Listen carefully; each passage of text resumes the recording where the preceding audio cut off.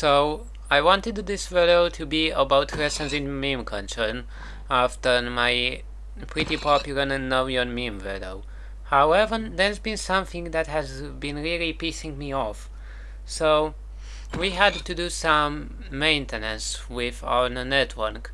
So this meant that I didn't have internet for a few hours, and because of that, I wanted to do something in that time and record a video.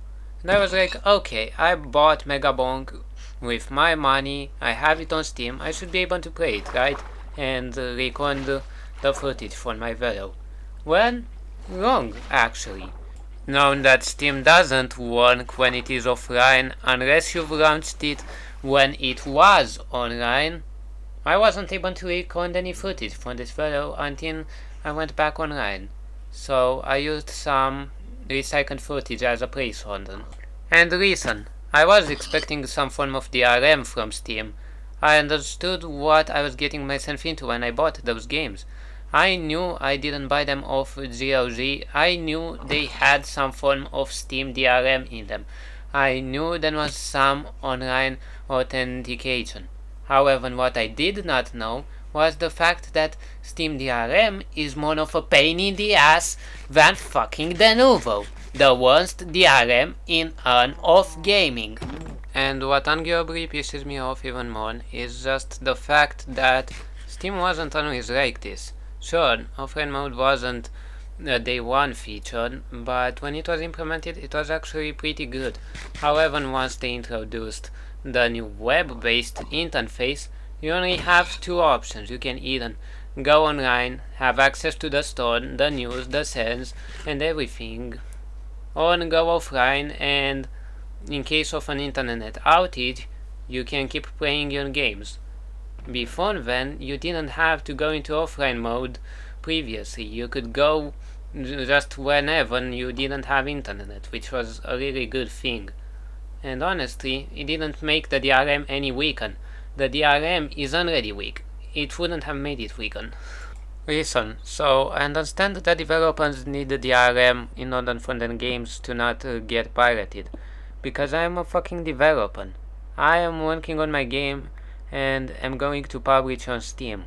However, because I'm also a gamer, I know the struggles of Steam not launching just because you don't have internet. And it's pissing me off when I know that Denuvo, the DRM used by most of the game industry's greediest corporations, the evilest corporations on earth, lets you play games if you've logged in every 14 days. Meanwhile, Steam doesn't let you play your games that you paid for unless you had internet when Steam was launched. Meaning, if you knew you were going to go offline in 12 hours and wanted to play a game then, you would put Steam in offline mode. But what if you didn't know when you were going to go offline? The worst part is, people are right to say the competition isn't really any better, because they really aren't. Epic Games is just as bad, the game stores are just as bad. The only good ones are GOG, and the whole point of the store is that the games don't have DRM, meaning there are far fewer games on them. I never said I hate DRM. I just wanted something. And you know what pisses me off even more? The fact it is incredibly easy to pirate games off Steam. In fact, Steam might be the easiest platform to pirate games on, because it literally gives them to you for free if you use a written program called Steam Tunes or Lua Tunes if you don't care about playing that many games. Now, I do not condone the usage of this program, but I find it absolutely stupid how some Chinese dudes in their free time probably were able to outsmart a huge corporation like Valve. And don't forget, Steam Tunes hasn't been updated for a while now, and yet it still works. Now, I'm not gonna tell you how to do it, because I don't want you doing it, However, you can search on YouTube and you will find plenty of tutorials that show some brain-dead easy fixes. Let's be honest, if Valve truly cared about developers so much, they would have stopped this. I mean, sure, Gabe Newell spoke out against developers who think piracy is bad for their games. However, then why even provide the DRM at the... Why not just say on games on Steam will be free of any DRM then, right? Now it's basically useless, because let's be honest, most internet outages will not be expected. Sure, this one was, and I was able to do something else in the meanwhile, but others won't be. Most times they're caused by the ISP. So while I do understand that Steam being a monopoly is entirely our fault for buying games on Steam, because developers can just put them on other game stores as well. I'm pretty sure they can even send them for cheaper instead. But everyone keeps buying games on Steam. And we also need to defend the multi-million-dollar corporation less than we do. I feel like a company, especially a private company, run by essentially only one division, has some moral obligations to its users. I mean, you aren't like Epic Games that is essentially controlled by stockholders, and Tim Sweeney is only the puppet that they control. You have free will. If you wanted to do something, you could do something. This is proof that when Steam wanted to adopt Linux, they were able to do so. If they wanted to adopt more permissive DRM, they could do that too. They don't have to stay with this restrictive DRM forever. But in my opinion, they only really do things if they're profitable.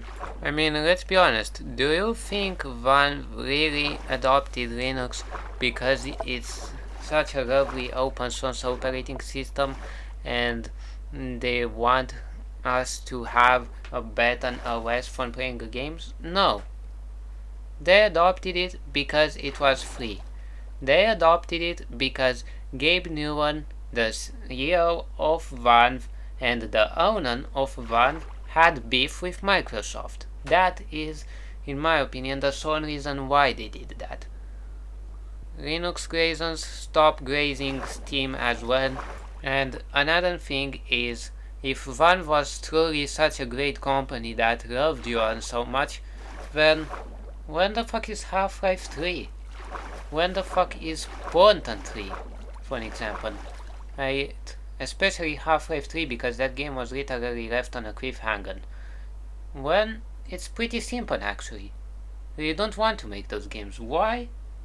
When? Because of money. And you might say, how? Everyone wants Half-Life 3. Those games would be profitable as fucks for them, so why not just do them? Well, it's because of how Steam operates. Steam operates on a very conservative business model, where they only hire strictly the necessary amount of employees. They never overspend on employees and then fire them on, which is actually a good thing, I cannot lie. However, because of this, they can only make a few small games, whilst also keeping the Steam website and store running. So this is why Steam made the Deadlock and basically put it in early access. It's because they don't want to waste their precious stored resources on making video games anymore. And this is also why Deadlock is yet another live service game like Counter-Strike, because those are the most profitable. While sure, Half-Life 3 had the potential to be very profitable, Deadlock has an even bigger potential because it's a live service game made by Valve.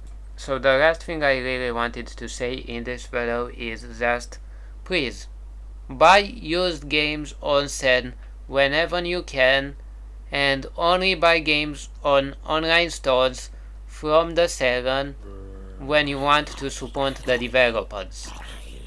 If you want to buy a AAA game, always buy used, because not only when you own a physical copy, But you also won't support a greedy corporation like Electronic Arts, Ubisoft, or even your beloved Valve.